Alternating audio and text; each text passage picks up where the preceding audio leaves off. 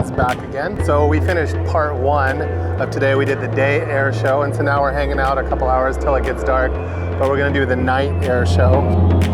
I'm excited to see the 2.8 lens at night on the A9. That'll definitely help pick up some light. So we're gonna stop some motion, we're gonna blur some motion, we're gonna play around a little bit with it. But mostly tonight I'm gonna shoot with the 400 2.8. Here we go. Welcome to the Pixel Show.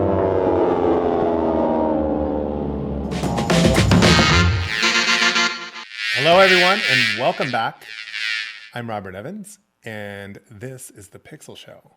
And today we are gonna do another episode of What Lens Should I Get? And today we're gonna talk about the 400 2.8 G Master.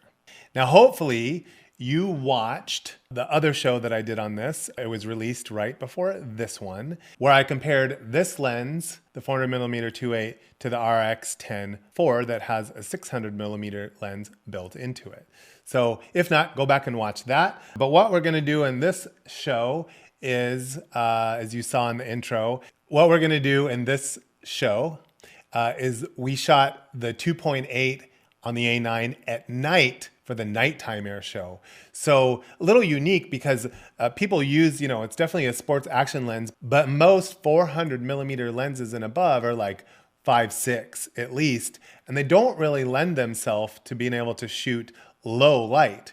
But with a 2.8 lens, 400mm, I'm like, you know what? I'm gonna take this with me to Oshkosh because I know that they do a night show.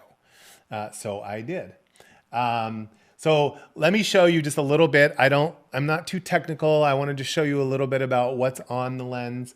So one is the focusing ring. Obviously that's self-explanatory. Two, the function ring. That creates like a little bit of friction, so you can decide how loose or tight you want the focus to be. The tripod collar is obvious. The drop-in filter. Oh, the focus hold button, sorry, I skipped over that one. That's where your camera, you can program anything you want to those focus hold buttons on the side. And so I program mine to Super 35, so then I can even, push that button and then it gives me more than 400mm and I can crop in a little bit tighter, especially when I'm using a long lens like that. 5 is the drop-in filter, so if you want to use filters with it, you can drop the filters in. The eye strap, the strap eyelets, so you can put a strap on your lens itself. The tripod collar switch, select switch, is 7 and 8, and there's a place there for you can put a cable if you need to protect your lens and you've got it somewhere, and wrap it around. So anyway, those are roughly what those things and the functions are on the side. Now let's look a little closer at the buttons on the side. The focus mode switch, of course, is a manual and autofocus. Number 2, the full-time DMF. So DMF is when the camera will autofocus, but you can override it and manually focus at any time. So you can turn that on or off. Number 3 is the focus range limiter. So that's where you could let the lens focus in its full range, or you can switch it so it only focuses a little bit of that, so quicker. So if you want to be able to focus a little faster, you can do that. The function ring select switch. Now this is where you can set presets to this lens, and you have to have a camera that allows it, like an A9 or something like that, but you can set things to it. Number 6, optical steady shot, so on or off. I think I would always keep mine on. And then the mode button, number 7. So now there's 3 modes. Now there's a new mode on this, which is number 3. Number 1 is kind of in normal mode to shoot the lens. Number 2 is if you're panning, you can do that. And number 3 now is sort of I think is the way I see it, an enhanced mode. If you're shooting like really fast action, it sort of supports doing that. So in my opinion, the way I've been shooting is I just keep it on 3 because a lot of what I'm shooting is super fast, unless I want to do a pan. And then the 8 is so the beep on and off. I always say keep that off. Nobody wants to hear your camera beeping. Okay, so I'm shooting it on the A9. I'm not going to get into the camera too much, but the A9 shoots 20 frames a second. It's 20 megapixels, and it has a full frame stacked back illuminated sensor in it. It's a beautiful camera. It's great for shooting action and sports and whatever else you want to shoot with it, but that's primarily how I use it. It has 693 phase detection points that cover 93% of the image area, and 425 contrast detection autofocus points. So the focus is super fast and super amazing in this camera. So as you saw in the front clip, I was at Oshkosh, and 2 of the week of Oshkosh, they do a night show. So I wanted to shoot the 400-2.8 at night. This is an amazing picture that I just love this truck in itself. It's called Shockwave, and basically they put jet engines on the back of a semi truck. And I think this thing can go like close to 400 miles an hour. Now they can't even drive it that fast on a runway because the runway is too short. But this was a great image and a fun image that I took from this. But let's jump in and let me show you some. But before we do, I just want to draw your attention to some of our previous episodes. We started doing menu tips. They're really quick, like how to do certain things in the camera. It's not a whole thing. So this one that you see here is how to set up your copyright, put your name so that it attaches to the XF data on all your files. The 2414, we did an episode about that recently on what lens should I get. And the 135, we also do Power Simple. Anyway, go back and look at the shows. If you like this one, if it's your first time being here, welcome. So Oshkosh, I explained it in the last episode if you watched about the 400, but it's the world's largest air show. It's in Oshkosh, Wisconsin, which is very close to Milwaukee and Chicago, not too far from Lake Michigan. So starting off the show at night, they have these guys that fly in squirrel suits, so those are they have parachutes, but they fly for a little while like squirrels, I guess, and don't parachute. So they're just free falling, but they're flying because of these suits. So here's the image. So once they let go of their suits, they jump out in the parachutes. These are just a few images to start off with that I wanted to show you, but I was really impressed. It was really nice to have that 2.8 and those extra, 2 to 3 stops sometimes that you don't get for low light photography.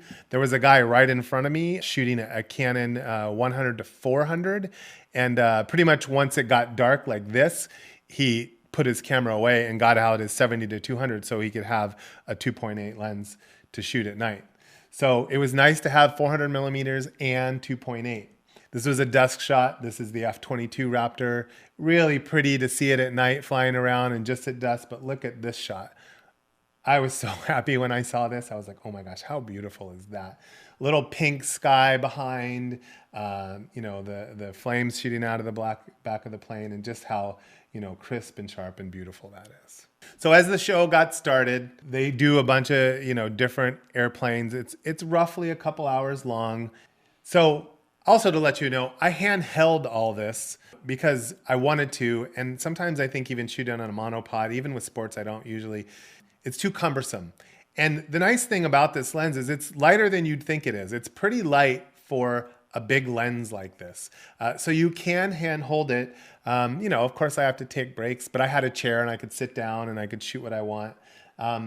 But one of the things about shooting this lens that I've sort of had to learn, because prior to getting this lens and shooting sports, I have a 100-400 Sony G lens, and I have a little bit of range. With this lens, you don't really have range. You have the 400. Yes, I can click my focus holder and I could zoom in a little bit on my Super 35 mode. But I kind of had to anticipate a little bit more and decide, exactly when and where I wanted to capture the image of these planes flying. Now, remember, I do have 20 frames a second, so I would shoot in maybe 2-3 second bursts, so I would get several images and I would follow them along. But as you can see from the XF data right here, I'm about an 80th of a second at 3200. This was earlier in the evening. I only went up to 64, and you'll see as we go on.